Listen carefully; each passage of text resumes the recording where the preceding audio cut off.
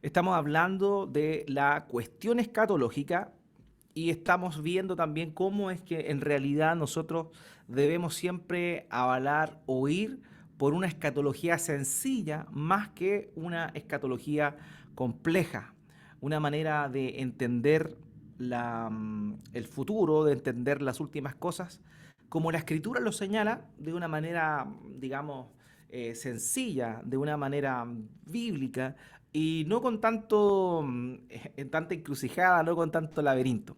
Y ese es un poquito el propósito de lo que hemos estado viendo.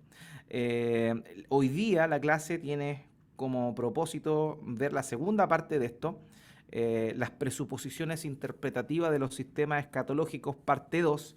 Y yo sé que tal vez a lo que hablamos la semana pasada era un poquito complejo, porque hablamos de una cuestión, digamos, hermenéutica, hablamos de una cuestión que tiene que ver con cómo se interpreta la Biblia y las presuposiciones de donde parten nuestros hermanos dispensacionalistas para sacar las conclusiones que ellos proponen de los textos que hablan de los últimos tiempos. Eso es lo que más o menos señalamos y a modo de resumen podríamos decir que los sistemas escatológicos son diferentes, son distintos, básicamente por el hecho de que parten de premisas diferentes, tienen presuposiciones diferentes, por tanto, si comienzan de un punto distinto, llegan a lugares diferentes porque hay supuestos que son contrarios, digámoslo, que no tienen la misma naturaleza. Lo dije la semana pasada, particularmente el dispensacionalismo, y con esto estoy hablando de una manera general, bastante general, por lo menos dentro de todas sus modificaciones, ya sea el dispensacionalismo clásico, el dispensacionalismo revisado o el dispensacionalismo progresivo, por lo menos tienen tres presupuestos que comparten en su totalidad. En primer lugar, una interpretación literal, histórico y gramatical. Ellos emplean una forma de interpretación que se llama así, literal, histórico y gramatical. En segundo lugar, ellos hacen una distinción entre el Israel nacional y la iglesia. Hablan como que si Dios tuviese dos pueblos distintos y dos tratos distintos, uno con Israel como nación y otro con la iglesia. Y el tercer elemento o la tercera presuposición que el dispensacionalismo tiene es que ve una esperanza futura para la nación de Israel al final del tiempo, en el cumplimiento de las promesas que Dios les hizo, según el entendimiento que ellos tienen, que se van a llevar a cabo en lo que ellos comprenden como el milenio futuro, un periodo de 1000 años literales. Eso es lo que sostiene el dispensacionalismo básicamente. Dijimos, ¿cierto?, que en cuanto a el tema de la interpretación dispensacionalista, está bien enfocado en cuanto al tema de la literalidad en la lectura o la interpretación de la profecía. Y aquí hay un punto que es crucial, porque ciertamente todos los cristianos interpretamos la Biblia de manera literal, pero también todos los cristianos debemos señalar, saber que hay partes en la escritura que están escritas de una forma enriquecida por medio de figuras literarias, ¿cierto? Encontramos metáforas, encontramos parábolas, encontramos otro tipo de enseñanzas que son dadas por intermedio de símbolos, y todo cristiano debe interpretar eso como un símbolo, no puede interpretarlo de manera literal. Ya lo hemos dicho, el Señor Jesucristo señaló, yo soy la puerta de la oveja. Eso no significa que Él sea una puerta. Claramente Él está utilizando un simbolismo para referir que Él es la puerta por donde las ovejas, es decir, el pueblo de Dios, podían entrar a un lugar seguro y de descanso. Entonces Él dice, yo soy la puerta. Él no era una puerta, pero porque entendemos ciertamente que es una figura literaria la que está empleando ahí. Pero la característica que tiene el dispensacionalismo en sí es que interpreta la profecía de forma literal, en su mayoría. Y ahí está el tema. Otro punto importante que señalamos la semana anterior, la semana pasada, es que el dispensacionalismo reconoce el intervalo de tiempos en el cumplimiento de las profecías. Y una de las bases que ellos tomaban para eso era decir que el Señor Jesucristo vino y por primera vez, pero no todo lo que estaba profetizado en el Antiguo Testamento en cuanto a su venida se cumplió. ¿Por qué? Porque dentro de las mismas profecías de la venida del Señor o de la aparición del Mesías, habían algunas partes que apuntaban a su primera venida como un siervo a servir y también, posterior a eso, sin ninguna distinción, palabras que hacían o que conjeturaban la segunda venida de Cristo en gloria y majestad. Entonces, atendiendo a eso, es que una de las premisas fundamentales también del dispensacionalismo es asumir que no solamente existe ese intervalo de tiempo en cuanto a la profecía de la venida del Señor Jesucristo, sino también en cuanto a otras cosas. Entre ellas, algo que también vamos a estar viendo más adelante, la famosa semana 70 que aparece descrita en el libro de Daniel, del profeta Daniel, en el capítulo 9. ¿Ya? Así que eso es lo que señalamos. Por otro lado, hermanos, otro punto que uno puede llevar y ver más que nada como la debilidad del sistema de interpretación es que este sistema de interpretación que utiliza el dispensacionalismo, que ellos titulan la interpretación literal, histórico y gramatical, reconoce las figuras literarias, pero no reconoce el género literario de los escritos. Entonces, los textos de profecía intenta interpretarlos literalmente cuando tienen elementos simbólicos, claramente. Y eso es algo que ese ánimo de poder hacerlo de esa manera es una debilidad que tiene el sistema. Por otro lado, como tienen ese sistema, tiene esa forma de interpretar, de pronto, en cuanto a algunos pasajes, llega a ser arbitraria su interpretación, porque dentro de un mismo pasaje, de un mismo segmento, llegan a interpretar algunas cosas como si fueran literales y otras cosas como si fueran figurativas o simbólicas. Entonces, ¿qué produce esto? Produce una cuestión netamente arbitraria en cuanto a la interpretación que se tiene de los textos de la Biblia. Entonces, ese es el punto. Y si se llega a eso, podríamos decir que es una interpretación antojadiza, no es una interpretación que es consistente consigo misma. Entonces, ese es el punto más o menos. Y bueno, eso fue lo que estuvimos hablando la semana pasada. Ahora, sin duda les he presentado un problema, porque he dicho que esta manera que utilizan estos hermanos, estas presuposiciones, estas premisas que ellos emplean, tienen puntos débiles, pero si eso tiene puntos débiles, si esa mirada, que es la más popular, tiene puntos débiles, entonces, la más, ¿cuál debería ser la más aceptada o la mejor forma de entender estos, estos textos que hablan de la escatología?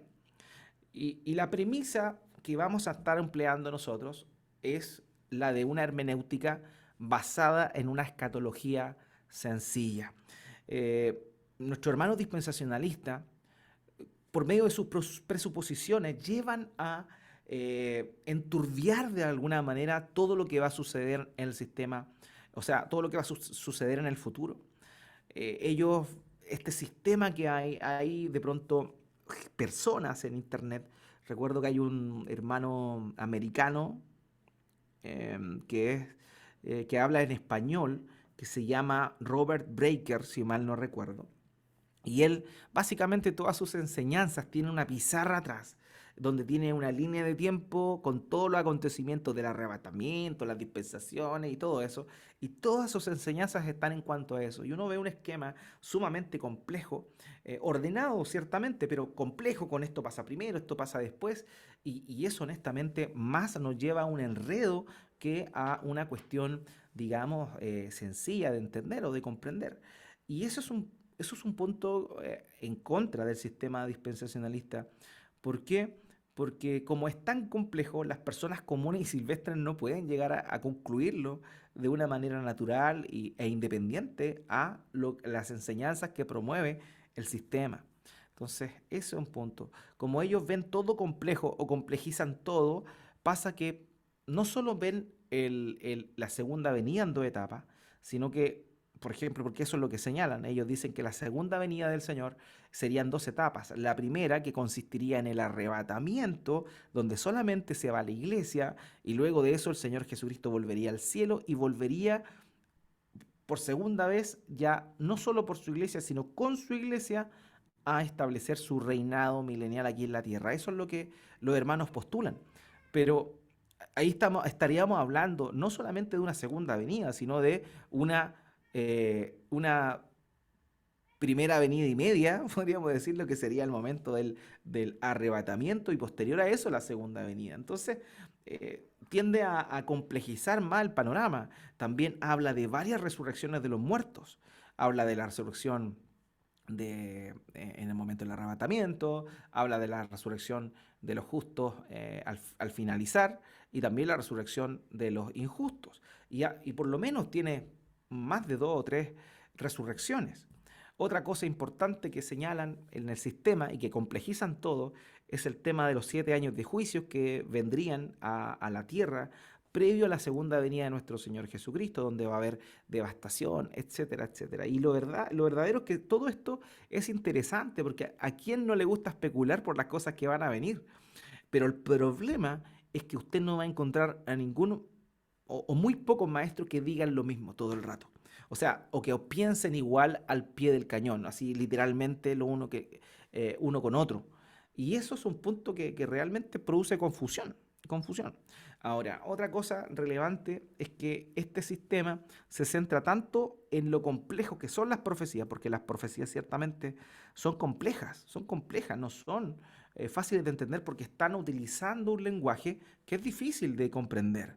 Entonces, en función a eso, eh, se enfocan tanto en las profecías y tratan de igualar las profecías, como lo señalamos anteriormente, interpretar una profecía con otra profecía, es decir, algo que no se entiende con otra cosa que tampoco se entiende y llegan a conclusiones, pero desprecia de alguna manera los textos que son literales. Así que ya habiendo dicho que existen muchas deficiencias en cuanto a la forma en la cual nuestros hermanos lo interpretan, vamos a dar algunas cosas de cómo deberíamos entender la escatología de una forma sencilla. En primer lugar, hay una regla fundamental en todo esto, hermanos míos, que es una regla que la iglesia históricamente la ha creído, que es lo que se conoce como la analogía de la fe. ¿Qué es la analogía de la fe? Hermanos, lo primero que nosotros tenemos que hacer al estudiar la Biblia, y particularmente estamos hablando del tema de la escatología, de estudiar escatología, es estudiar los pasajes claros antes que los oscuros. ¿Qué quiero decir con eso? Que poder analizar todos los textos que son entendibles de una manera precisa, porque están escritos de una forma literal, llamémoslo así, antes que aquellos pasajes que son difíciles de comprender. Esta es una de las reglas principales de la interpretación bíblica, y como lo dije, la Reforma protestante fue la que postuló precisamente este tipo de interpretación, la analogía de la fe. Entonces, ¿qué hacemos? Primero leemos los textos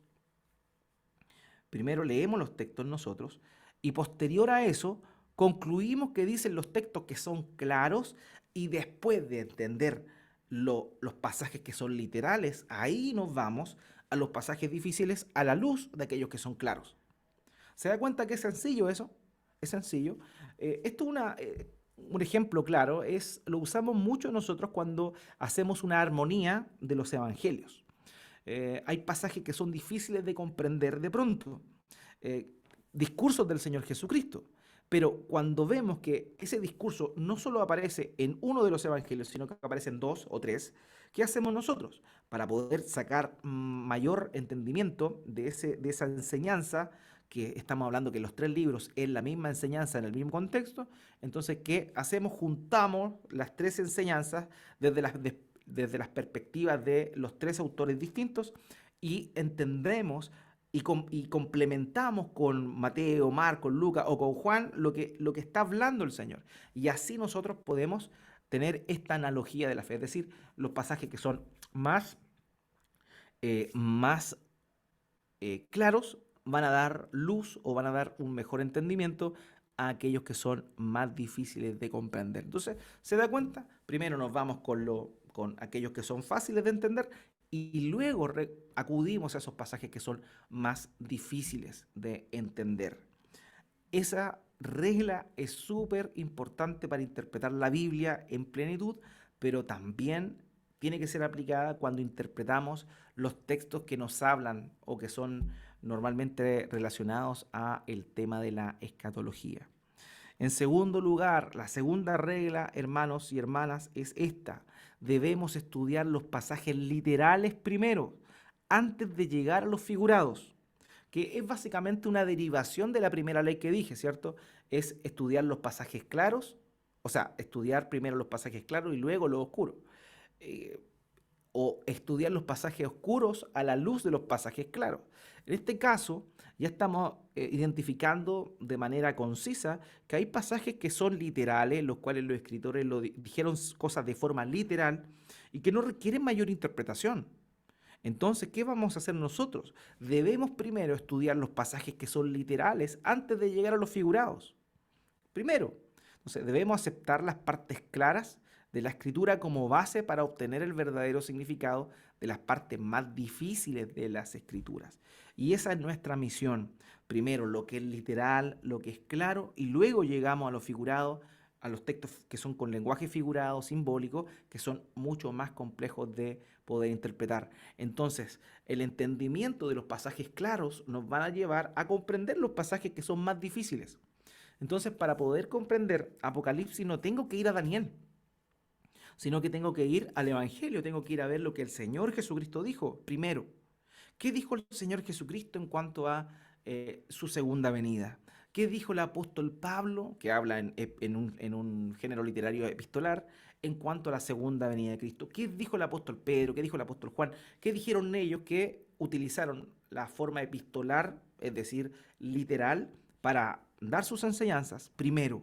Y teniendo en claridad eso, nos vamos con esos puntos claros, nos vamos a los figurados y ahí entendemos qué función cumplen esos textos alegóricos, simbólicos, con lenguaje figurado, en función a lo que ya está literalmente y claro en la escritura. Dios no nos dio pasajes literales para que los tratáramos de interpretar con los que eran difíciles, de ninguna manera. Lo fácil interpreta lo difícil. Lo claro interpreta lo oscuro. Lo literal interpreta lo que es el lenguaje figurado. Y se dan cuenta cómo ya estamos partiendo de premisas distintas a las que postulan nuestros hermanos dispensacionales. Ellos parten de una visión literalista, parten también de una visión en la cual tienen o consideran que Dios tiene dos pueblos distintos y también la idea de que en el futuro, en este periodo llamado el milenio, Dios volverá a restablecer su comunión con el pueblo de Israel y en ese lugar, en ese momento, podrá cumplir con todas las promesas que le hizo a Abraham, Isaac y Jacob de manera literal. ¿Ya? Entonces eso es lo que tenemos acá, eso es lo que señalan ellos y esas premisas son distintas a las que partimos nosotros en esta cuestión interpretativa de la escritura. Una escatología sencilla se toma como yo les estoy diciendo. En primer lugar, los pasajes claros primero, los pasajes claros le van a dar significado a los pasajes oscuros. Con claro me refiero a que son sencillos de entender y oscuros que son difíciles de entender. Y en segundo lugar, los pasajes literales debemos estudiarlos primero antes de los figurados. Kim Breidelbarger dijo lo siguiente: si rechazamos el método literal de interpretación como la regla universal para la interpretación de todas las profecías, ¿cómo debemos interpretarla? Porque eso es lo que estamos diciendo. Si la forma en que nuestros hermanos dispensacionalistas la interpretan no es pulcra, no es del todo correcta, ¿de qué manera entonces debemos interpretarla? Bueno, aquí Riedelbarger lo contesta o responde de esta forma. Bueno, por supuesto, hay muchos pasajes en la profecía que fueron tomados literalmente. De hecho, una buena regla de trabajo a seguir es que la interpretación literal de la profecía debe ser aceptada a menos que los pasajes contengan un lenguaje obviamente figurativo o a menos que el Nuevo Testamento otorgue autoridad para interpretarlos en un sentido que no sea literal, a menos que una interpretación literal produzca una contradicción con las verdades, principios o declaraciones objetivas contenidas en los libros no simbólicos del Nuevo Testamento. Ese es el punto. O sea, yo voy a interpretar todo literal solo y todo literal, pero cuando yo vea ciertos elementos, yo no debo interpretarla de forma literal. O sea, si veo que el pasaje tiene una forma que es figurativa, obviamente tengo que tener ojo y saber que eso es un símbolo. También otro punto relevante, y vamos a verlo, es que el tema del Nuevo Testamento le dé esa literalidad o lo interprete ese pasaje de esa forma. Así que, y lo otro es que si lo que mi interpretación de los símbolos de manera literal produce una contradicción en mis versículos que son, llamémoslo, em, a ver, deme un segundito, ahí sí, mis versículos que son literales, o sea, si mi interpretación de las profecías que no son claras, porque son figurativas, y si yo interpreto literalmente esos versículos y llego a una contradicción a lo que los textos que son claros dice, evidentemente no tengo que interpretarlos de esa manera. Esa es un poquito la premisa. ¿Ya? Entonces, amados, eso es lo que Riedelbarger mencionó. Continúa Riedelbarger diciendo lo siguiente: otra regla obvia a seguir es que los pasajes más claros del Nuevo Testamento en los libros no simbólicos deben ser la norma para la interpretación de la profecía, en lugar de las revelaciones oscuras o parciales contenidas en el Antiguo Testamento.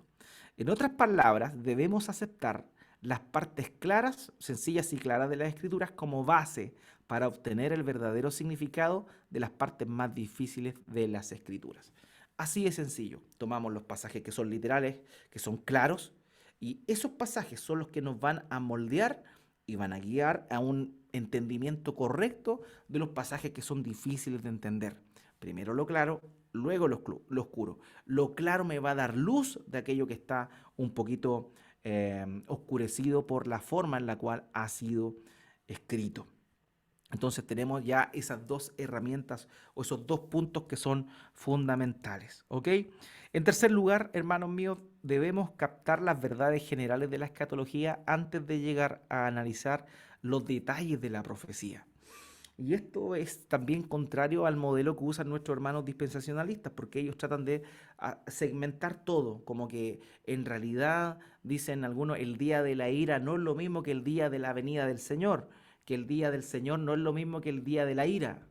Señalan ellos, por ejemplo, hacen una separación ahí, cuando el propio contexto de los pasajes están diciendo que es lo mismo.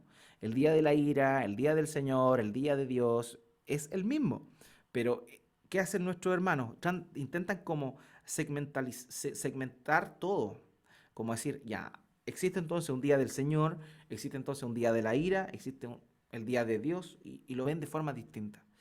Esto es un ejemplo simplemente, pero eso es lo que hacen. Entonces, esa tendencia que tienen de tomar todo literal los lleva a dividir los eventos en varios otros eventos, eh, y en vez de verlo todo de una manera general. Y ese es un punto.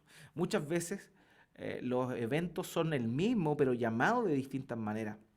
Ya, de hecho, la propia palabra que se emplea para referirse a la segunda venida del Señor Jesucristo, a veces utiliza la palabra griega parousia, a veces se parece la palabra parousia, ya lo dije, la otra es que habla de la manifestación, hoy no me acuerdo, perdonen, pero básicamente todas las palabras que se traducen como venía son palabras distintas en el Nuevo Testamento. Y esas palabras en sí tienen el mismo significado, están hablando de la segunda venida de Cristo. Entonces, son distintas palabras que en el idioma griego se emplean para referirse a la venida del Señor, pero son distintas cada una de ellas. Entonces, ese es el punto. En realidad tenemos que ver la escatología desde una perspectiva más general y sencilla, más que detallada y compleja. ¿Ya? Por otro lado, los hermanos también hablan mucho del doble cumplimiento y utilizan profecías del Antiguo Testamento y las sitúan en el futuro, cosas que ya sucedieron. Por ejemplo, en el Antiguo Testamento habla de una profecía, de una sentencia que Dios hace contra la ciudad de Damasco que aparece en Isaías. Y ellos dicen, no, esta profecía no se ha cumplido. Entonces Dios tiene que destruir Damasco, y Damasco es Siria. Entonces dicen, Siria va a restablecerse, Siria va a atacar a Israel, entonces ¿qué va a pasar? Dios va a destruir ahí, y ahí se va a cumplir esa profecía. Y la verdad es que si piensan eso, desconocen la historia, porque Damasco fue destruida precisamente. Fue destruida ya en el pasado. Entonces ellos señalan, no, que va a ser destruida, que no fue destruida en el pasado, que va a ser destruida en el futuro. Entonces, esa idea de como de generar este doble cumplimiento, como que algunas cosas se cumplieron antes y se van a volver a cumplir de nuevo, es lo que de pronto genera esta nebulosa y no y le da complejidad al entendimiento de los eventos que van a estar por pasar o lo que va a suceder más adelante. Así que, hermanos, es tan importante esto. Toda la escatología está ligada al propósito redentor de Dios. Todo está ligado a la obra de Cristo. No es que la venida de Cristo está separada de su primera venida, no, cumple el mismo propósito, sella lo que Él ya hizo. Entonces hay una conexión estrecha entre lo que sucedió en su primera venida y lo que va a suceder en su segunda, de manera que no tenemos que tomarlo como eventos separados.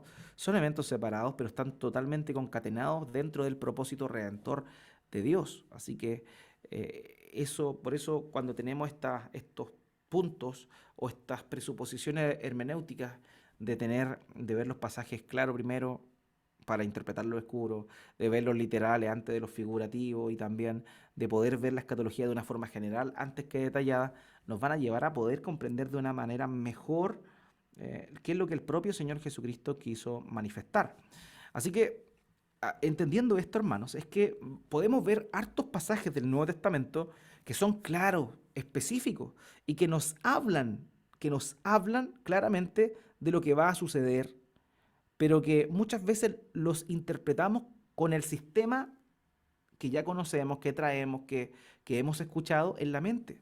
Entonces nos cuesta entender y sacarnos ese molde que ya traemos. Pero es importante esto, ver los pasajes que son literales y entenderlos de una manera literal. Y voy a dar unos ejemplos, hermano. Y con estos ejemplos vamos a mostrar que lo que Pedro está hablando aquí, por lo menos en este primer pasaje, que corresponde a segunda de Pedro, capítulo 3 versículos 9 al 13, podemos comprender en este pasaje lo que sucederá en la segunda venida de Cristo. Y súper claro y conciso cada uno de los elementos que van a venir y ordenados. Y vamos a darnos cuenta que leerlo literalmente nos da un panorama muy distinto al que estamos acostumbrados a escuchar. Y esto es un punto importante porque si estamos empleando esta herramienta hermenéutica, este entendimiento de primero lo claro antes de lo oscuro, lo literal antes de lo figurativo, vamos a poder comprender que realmente estos pasajes que vamos a estar hablando o que vamos a estar mencionando son aquellos que nos muestran claramente lo que va a suceder y en el orden en el cual va a suceder. Entonces, por eso es importante ver estos principios. Segunda Pedro capítulo 3, versículo 9 al 13.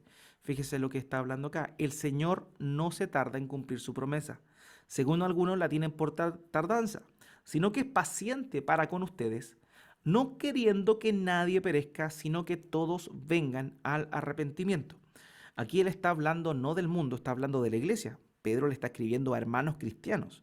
Entonces, esa tardanza que tiene el Señor Jesucristo en venir es para que su pueblo se arrepienta y se vuelva a Él. Él es paciente con ustedes, no queriendo que nadie perezca, sino que todos vengan al arrepentimiento. Fíjese ahora cómo dice. Y aquí vamos a tomar los elementos literales, hermano, porque este texto es literal. Este texto no requiere interpretación, este texto no requiere poder interpretar símbolos. No es literal porque es una epístola. Y las epístolas son literales. Dice, pero el día del Señor vendrá como ladrón, en el cual los cielos pasarán con gran estruendo y los elementos serán destruidos con fuego intenso y la tierra y las obras que hay en ella serán quemadas. Puesto que todas estas cosas han de ser destruidas de esta manera, ¿qué clase de personas no deben ser ustedes en santa y, y conducta y en piedad, esperando y apresurando la venida del día de Dios? En el cual los cielos serán destruidos por fuego y los elementos se fundirán con intenso calor, pero según su promesa, nosotros esperamos nuevos cielos y nueva tierra en los cuales mora la justicia. Amados, si nosotros leemos literalmente estos pasajes, podemos decir nosotros lo siguiente. Literalmente, en el flujo de las palabras que provienen del pensamiento inspirado por el Espíritu Santo que Pedro está manifestando acá.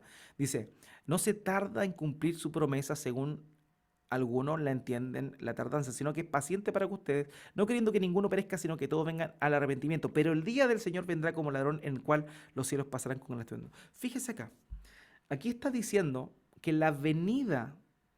Señor, la venida del Señor va a ser y va a producir ¿qué? Que los cielos pasen con gran estruendo, que los elementos sean destruidos. Perfecto, ¿sí o no? Está literalmente diciendo eso ahí. En el pasaje que sigue más abajo, en el versículo que sigue más abajo, dice, puesto que todas estas cosas han de ser destruidas. Y abajo dice en el 12, esperando y apresurando la venida del día de Dios, en el cual los cielos serán destruidos por fuego. Entonces, ¿qué pasa?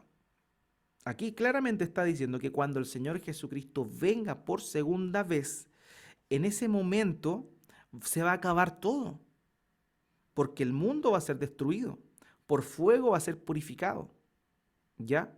Entonces, ¿qué es lo que los hermanos dispensacionalistas interpretan aquí de acuerdo al modelo que ya tienen? Ellos dicen, ah, perfecto. Entonces, este pasaje que está hablando Pedro aquí se está refiriendo a la segunda venida, pero no al arrebatamiento. Eso es lo que dicen ellos. Solamente se está refiriendo a la segunda venida, pero no al arrebatamiento.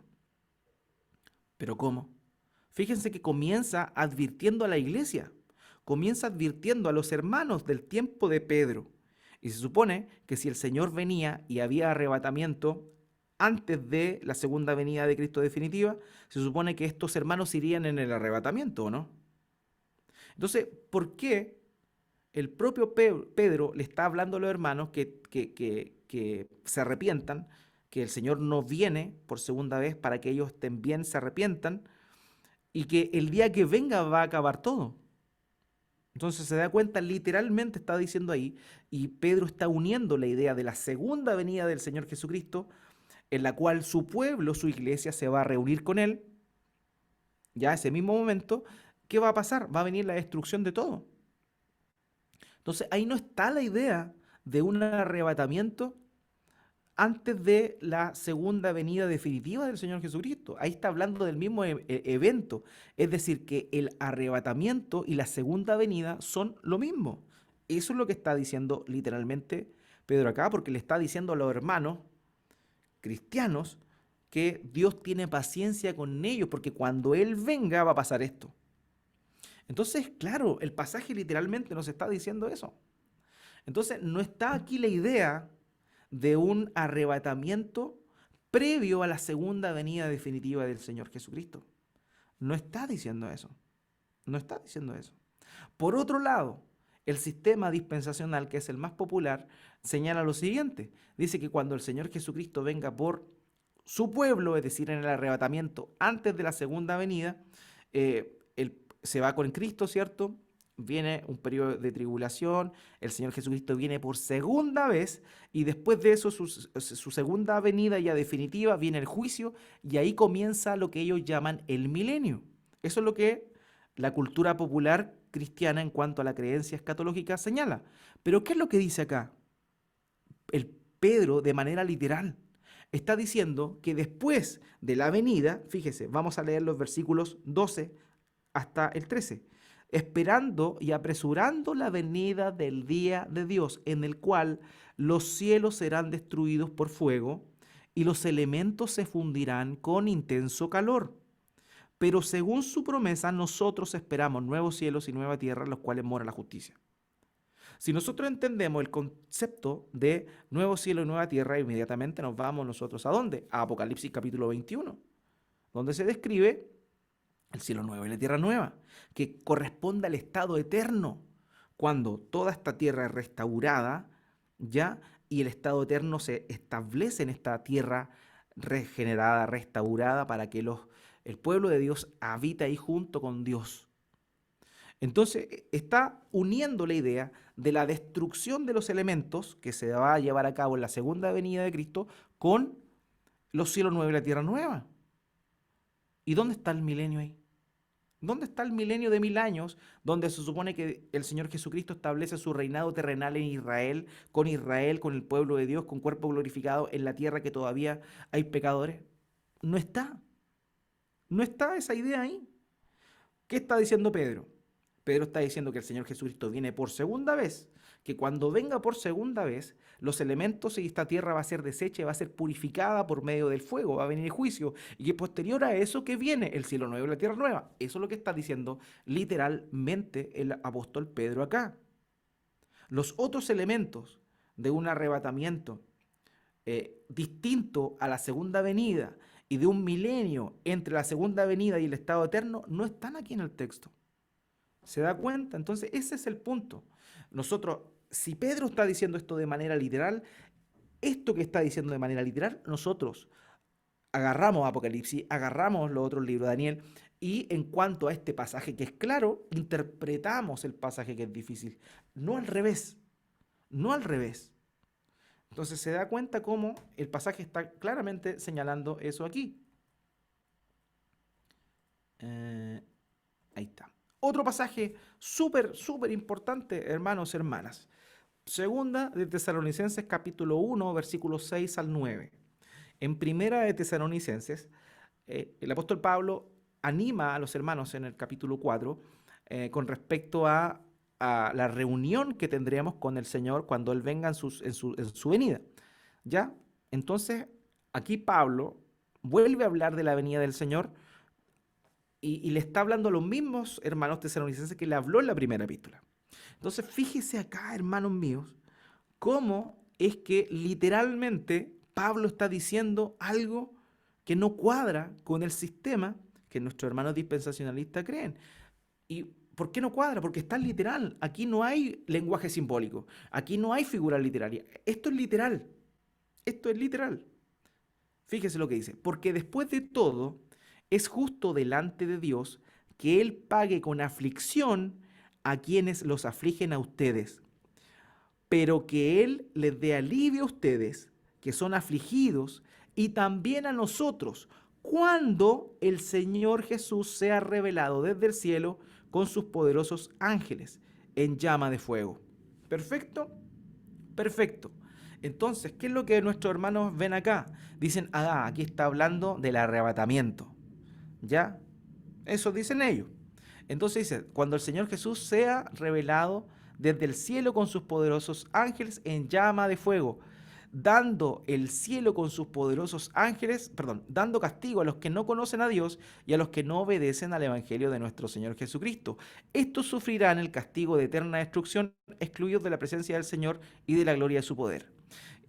¿Qué está diciendo Pablo acá? Que cuando el Señor Jesucristo venga, su pueblo va a recibir descanso y aquellos que los persiguen, que persiguen a su pueblo, van a recibir retribución y van a recibir el castigo de parte de Dios. Y en el versículo 9 dice que inmediatamente estos sufrirán el castigo de eterna destrucción, excluidos de la presencia del Señor y de la gloria de su poder.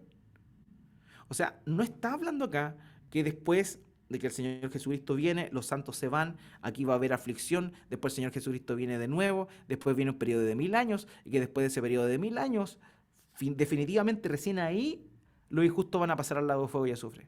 No está diciendo eso. Está diciendo que cuando Él venga desde el cielo en llama de fuego revelado, nosotros, su pueblo, recibiremos paz, recibiremos recompensa, seremos consolados y los impíos, los enemigos de Dios, van a sufrir condenación y van a sufrir castigo de eterna destrucción, excluidos de la presencia del Señor y de la gloria de su poder. ¿De qué está hablando ahí? Del estado eterno. Entonces, nuevamente aquí el apóstol Pablo está emitiendo la misma idea que nosotros vimos en Pedro, que la segunda venida y el arrebatamiento son exactamente lo mismo. No son dos eventos distintos en los cuales ocurre un periodo o sucede un periodo de 7 años entre estos dos eventos. Es el mismo, porque cuando el Señor Jesucristo viene, se reúne con su pueblo y comienza a dar retribución, viene el juicio final y finalmente el estado eterno. Eso dice literalmente Pablo aquí. Entonces, yo no puedo meter los preconceptos que yo tengo a un pasaje que es literal, porque esos preconceptos que yo tengo vienen de un sistema y de una interpretación que es compleja y difícil, no una interpretación clara. Si estos son los pasajes claros, hermanos míos, de acá nosotros tenemos que tomarnos para poder interpretar aquellos pasajes que son más oscuros. Perfecto. El otro pasaje, ya estoy terminando, no se preocupe. El otro pasaje, Segunda Tesalonicenses también, capítulo 2, que viene después, versículo 1 al 3. Y aquí, hermanos, se nos cae todo. Pero con respecto a la venida de nuestro Señor Jesucristo, la venida de nuestro Señor Jesucristo, y a nuestra reunión con Él, y a nuestra reunión con Él, ¿a qué se refiere con la reunión con Él? A nuestra reunión, la apantesis, que sucede cuando el Señor Jesucristo viene en su segunda venida, cuando llamemos sucede el arrebatamiento. A eso se está refiriendo ahí, claramente. Y está uniendo los eventos, la venida de nuestro Señor Jesucristo y a nuestra reunión con Él. Pero fíjese lo que dice ahora. Les rogamos, hermanos, que no sean sacudidos fácilmente en su modo de pensar, ni se alarmen, ni por espíritu, ni por palabra, ni por carta como si fuera de nosotros, en el sentido de que el día del Señor ha llegado. ¿Cuál día del Señor? El día de la venida del Señor y nuestra reunión con Él. Que nadie los engañe en ninguna manera, porque no vendrá, ¿qué no vendrá? El día del Señor. ¿Cuál es? La venida del Señor Jesucristo y nuestra reunión con Él. No va a venir, fíjese acá, no vendrá sin que primero venga la apostasía y sea revelado el hombre de pecado, el hijo de perdición. ¿Sabe lo que está diciendo aquí literalmente el apóstol Pablo? Le está diciendo que cuando el Señor Jesucristo venga y cuando nosotros nos reunamos con Él, ya es con respecto a eso, no nos perturbemos ni por, le dice el hermano, ni por carta como si fuera de nosotros o por alguna otra enseñanza, en el sentido de que el día de Dios está cerca. No, no, no, que nadie lo engañe a ustedes. ¿Por qué? Porque esto que va a pasar, ¿qué va a pasar? La venida y la reunión con Él, es decir, el arrebatamiento, no vendrá sin que primero venga la apostasía y sea revelado el hombre de pecado, el hijo de perdición. ¿Quién es el hombre de pecado? El hijo de perdición, el anticristo. Hermanos míos, claramente, de forma literal, sin traer ninguna idea de otro lado, lo que estoy leyendo de forma llana y literal es que no va a venir el día del Señor, la segunda venida de Cristo y nuestra reunión con Él, que va a ser el mismo evento, no va a venir sin que primero venga la apostasía y sea revelado el hombre de pecado del anticristo. Es decir, el Señor va a venir después de la aparición del anticristo. Se da cuenta que es una idea distinta a la que el dispensacionalismo señala. El dispensacionalismo dice que viene el Señor Jesucristo por su pueblo en el arrebatamiento, toma a la iglesia y recién a partir de ese momento aparece el anticristo. Pero Pablo no está diciendo eso acá. Pablo está diciendo que la venida del Señor, nuestra reunión con Él, es el mismo evento. Y eso va a suceder ¿cuándo? Después de que aparezca el anticristo. Entonces, si en los pasajes literales, llanos, nos están diciendo eso, no podemos nosotros añadir una idea de un sistema que no está tomando literalmente los versículos. Fíjese que los tres pasajes que he leído muestran lo mismo. Muestran lo mismo. Y bueno, cada una de estas cosas vamos a ir a cada temática, vamos a estarla tocando de forma individual. Esto solamente para que entendamos el principio que les di de forma previa, que es que los pasajes claros o literales son los que nos ayudan a entender los que son figurados. El cuarto principio, hermanos míos, ya cerrando, es el siguiente. El Nuevo Testamento explica el Antiguo Testamento. Yo no puedo tomar una profecía del Antiguo Testamento y tratar de explicar el Nuevo. No, el Nuevo Testamento debe ser visto como la autoridad final e intérprete del Antiguo Testamento. Y esto es un punto bien importante porque los propios discípulos, los apóstoles hicieron eso. ¿Qué pasó en Hechos capítulo 1? Hay un salmo y Pedro luego relaciona ese salmo con la elección de un sucesor para Judas. Dice que otro tome su lugar. Entonces toma ese salmo y dice, bueno, ese salmo se refiere a que es necesario que otro comparta con nosotros el mismo ministerio que nosotros tenemos del apostolado. Así que, ¿qué hacen? Eh, Oran al Señor para poder tener otro hermano que los acompañara en la labor del apostolado.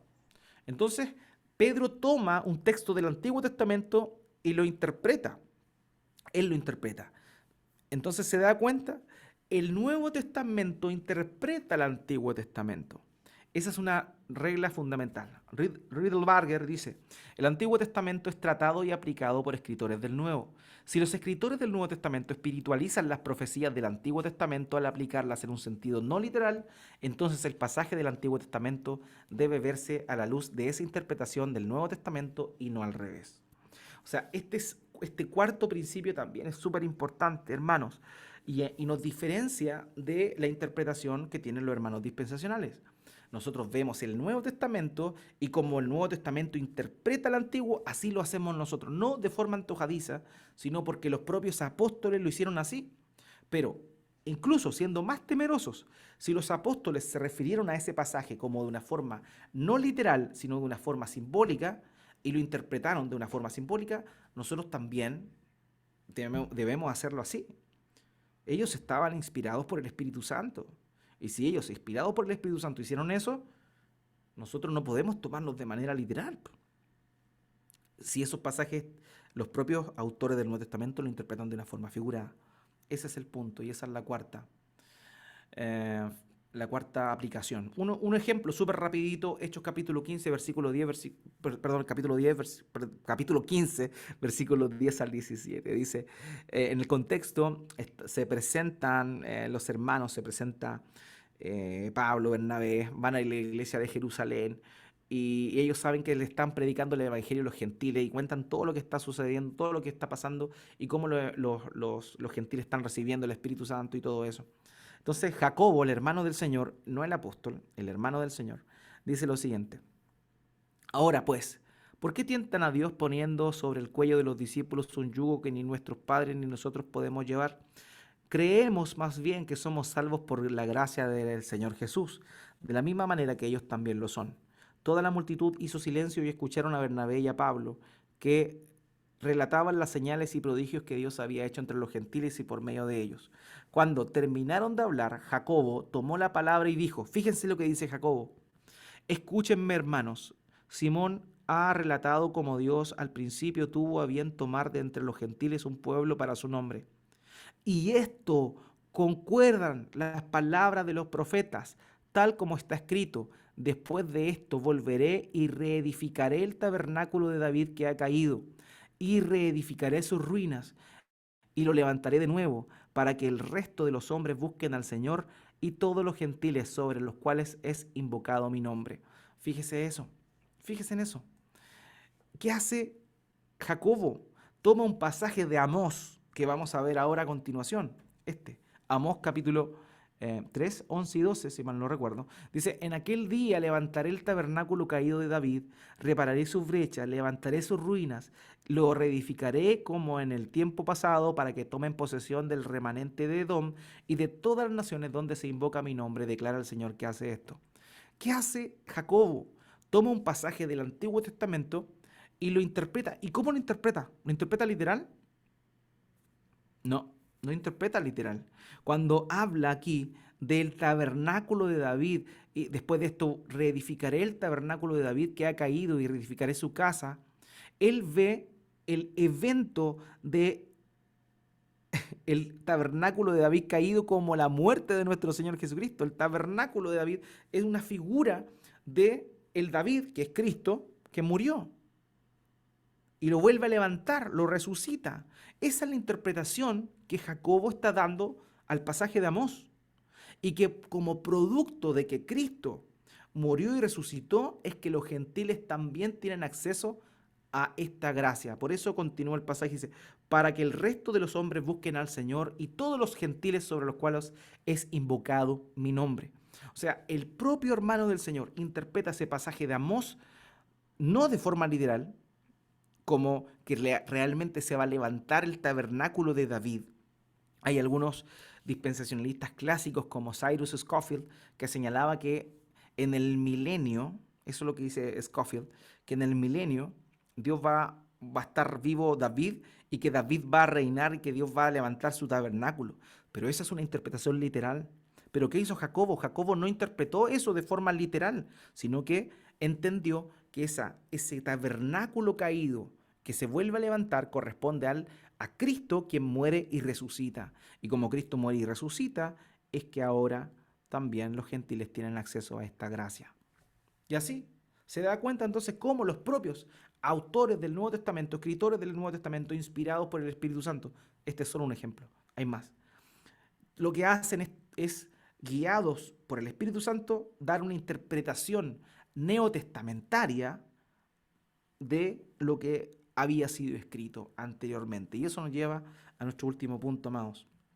Nuestro último punto es el siguiente. Los profetas y los escritores del Antiguo Testamento hablaron de la era mesiánica en términos de su era premesiánica.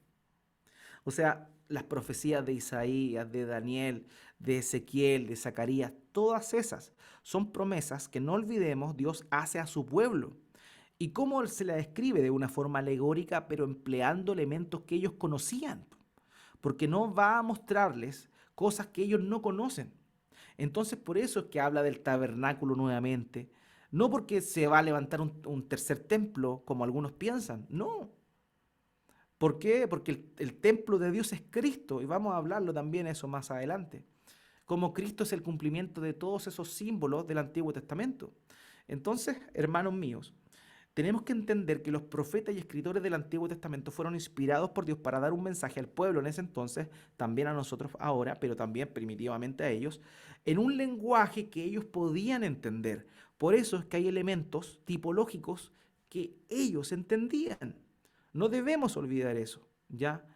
¿Por qué? Porque el Señor cumple en su propia persona todas las tipologías del Antiguo Testamento. El Señor Jesucristo es el verdadero Israel, el Señor Jesucristo es el verdadero templo, el Señor Jesucristo es el heredero del trono de David, y así sucesivamente, hermanos, todas las promesas que están dadas para el pueblo de Dios, todas se cumplen en Cristo. Así que el lenguaje profético no apunta hacia la construcción del nuevo templo o la restauración de las 12 tribus de Israel, o porque incluso ni siquiera quedan descendientes de todas las tribus hoy por hoy. No hay ninguna tribu que quede pura en ese sentido de las 10 que fueron deportadas en el 722 antes de Cristo con la deportación de los asirios. Ellos desaparecieron, realmente no existen esas tribus puras. Solamente quedaron benjaminitas, quedaron judíos y quedaron levitas. Pero los demás desaparecieron completamente. Entonces, no es que vaya a haber una restauración de eso, no, está hablando de una restauración del pueblo de Dios. ¿Por qué? Porque emplea la figura de las tribus como elementos que eran conocidos y propios del antiguo pacto. Entonces, ellos, los profetas, fueron inspirados por Dios y hablaron de la era mesiánica en términos de su era premesiánica. Y por eso es que utilizan estos elementos simbólicos, no literales. ¿Por qué? Porque Cristo es finalmente el que cumple todo. Entonces, hermanos, teniendo en cuenta estos 5 principios hermenéuticos para entender y tener una escatología sencilla, nosotros podemos llegar a una conclusión totalmente distinta a la que nuestros hermanos dispensacionalistas tienen. ¿Se da cuenta? Entonces, el punto es, y yo lo dije la semana pasada, ¿por qué hermanos que tienen el Espíritu Santo llegan a conclusiones distintas? ¿Acaso se equivocó el Espíritu Santo? ¿Acaso ellos no leen la Biblia? ¿Acaso ellos son malintencionados? No, ninguna de las anteriores, hermanos. Lo que pasa es que parten de presuposiciones distintas. Entonces, como parten de presuposiciones distintas, llegan a un sistema complejo, difícil, diferente. Esta hermenéutica, esta forma de interpretar la Biblia que les he estado comentando, es la forma histórica en la cual a lo largo de los años se ha entendido y se ha interpretado también esto. Entonces, lo primero, no olvidar, cuando interpretamos la Biblia, y también particularmente la escatología, primero, pasajes claros. Los pasajes claros van a darnos la idea de lo que significan los pasajes oscuros. En segundo lugar, vamos a ver lo que está literal primero, luego vamos a lo figurado y simbólico. En tercer lugar, algo no menos importante es el hecho de comprender la necesidad que nosotros tenemos de poder ver cómo la escatología no apunta a cosas específicas, a eventos específicos al instante. Eso no, tenemos que ver lo primero general y luego vamos a lo particular. Y también el otro principio, el cuarto, es que el Nuevo Testamento es el que explica el Antiguo y finalmente que todas las profetas hablaron en términos de su era, en su era premesiánica y no como, y por eso es que emplean estos elementos, no es que se vayan a cumplir de manera literal, sino que en realidad lo que sucede es que fueron dados a un público de ese tiempo en símbolos que ellos podían entender. Así que eso, amados míos, era lo que quería compartir con ustedes esta noche.